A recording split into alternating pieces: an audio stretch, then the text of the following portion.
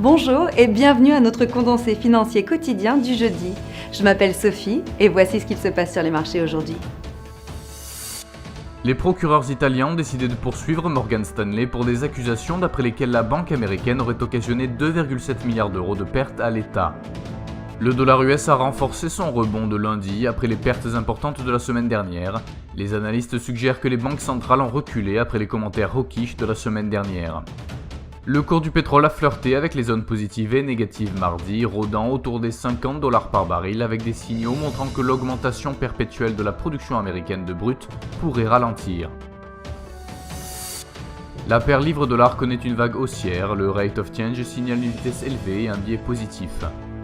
La paire dollar-yen continue d'augmenter régulièrement, nous nous attendons à une faible volatilité sur la période à venir. Le cours de l'or est sous une forte pression négative, le Commodity Channel Index signale un élan fort et un biais négatif. Le cours de l'argent est sous une forte pression négative, faible volatilité attendue.